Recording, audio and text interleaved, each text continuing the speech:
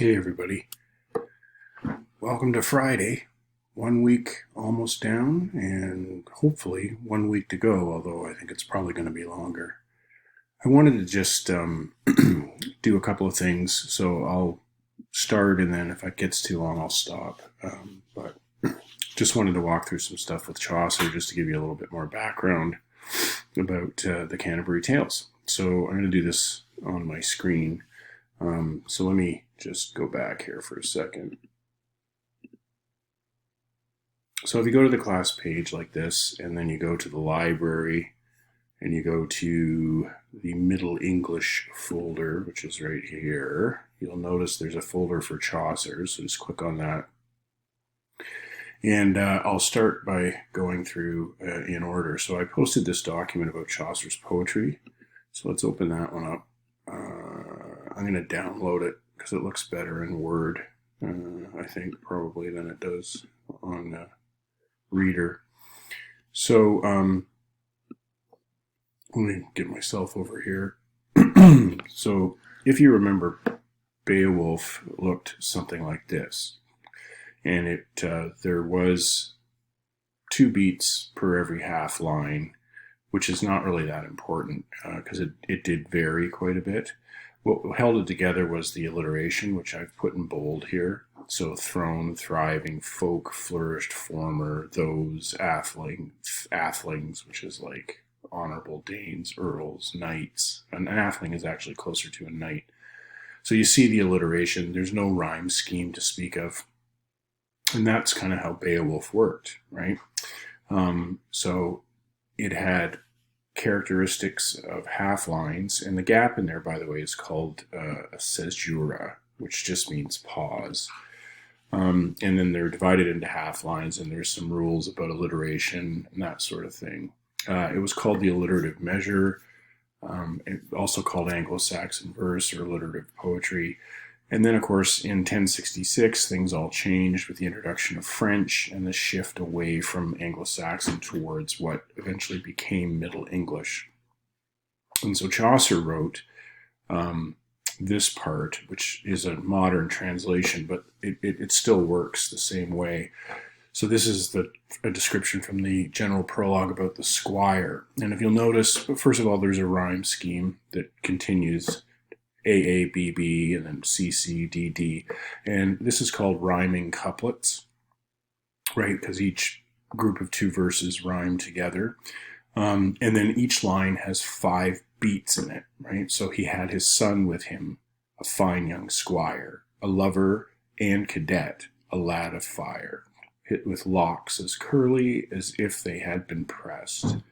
He was some 20 years of age, I guessed. So you can hear the beats there and rhyming couplets. So a 5-beat line with rhyming couplets is called heroic verse. And that's what he uses through much of the Canterbury Tales, with a few exceptions. The Prioress's Tale being one notable one. It has 7-line stanzas with a particular rhyme scheme. And it's known as Rime Royale, R-H-Y-M-E or R-Y-M-E, R-O-Y-A-L-E. So that's a different verse form, but the vast majority of stuff in the Canterbury Tales is heroic verse, iambic pentameter arranged in couplets. The main characteristics of this verse is, it's really what I've really just said. So the alliteration is replaced by a metered line, which comes from the French. However, the English version is slightly different. The rule was followed strictly in French. It went unrhymed, rhymed, unrhymed, rhymed, unrhymed, rhymed. Chaucer, really what he focused on was more just making sure there were 5 beats.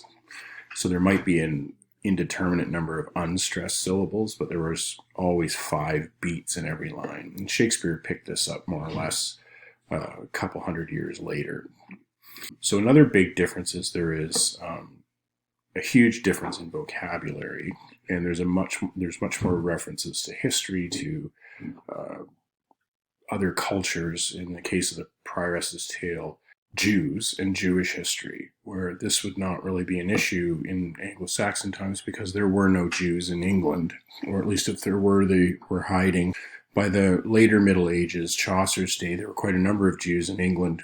In fact, In 1291, Edward I expelled all the Jews from England, and this was presumably because of their religious differences and their hateful practice of usury, which is mentioned here by the prioress, the foul lucre of their usury. Usury is the charging of interest for loans.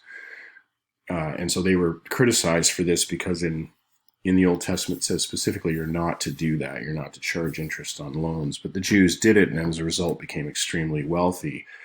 Likely the real reason that Edward got rid of them was because he owed them a ton of money, because he borrowed from them in order to finance his wars, and he couldn't pay it back. So he used a religious excuse to get them out of the country and therefore eliminate his debt problem. Getting back to the Rime Royale of the prioress's tale, let me back up actually. The wife of Bath, her tale is in heroic verse, just like the GP, general prologue. So it's 5-beat iambic lines arranged in rhyming couplets. And you'll see this when you read The Wife of Bath's tale. This particular verse form is the prioress's verse form, and the entire tale is arranged in stanzas of 7 lines.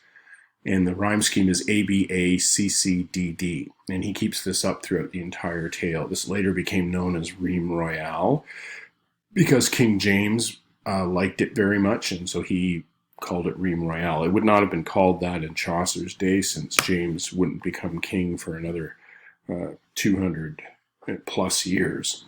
But that's basically the form that Chaucer used.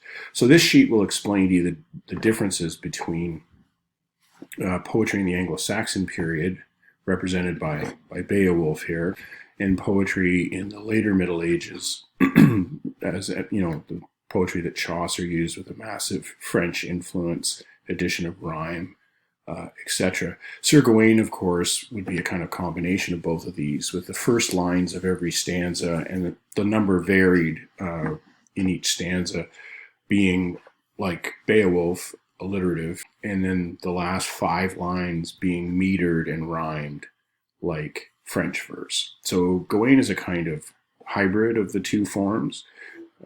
Chaucer, living in London, would have evolved into a purely French form much more quickly than the Gawain poet who lived in the West Midlands, so somewhere up north and west of London toward, a city like Birmingham, for example, would be closer to where the Gawain poet lived. And that kind of distance in those days would have meant that a lot more time would pass before they would adapt to changes from the continent, changes at court and in London.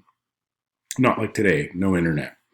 Okay, so there's a quick overview of Chaucer's poetry and just the way he used it. So you can borrow your skills from grade 11 evaluating sonnets and some of the stuff we've done in other places to help you understand how the beats and the poetry works in Chaucer.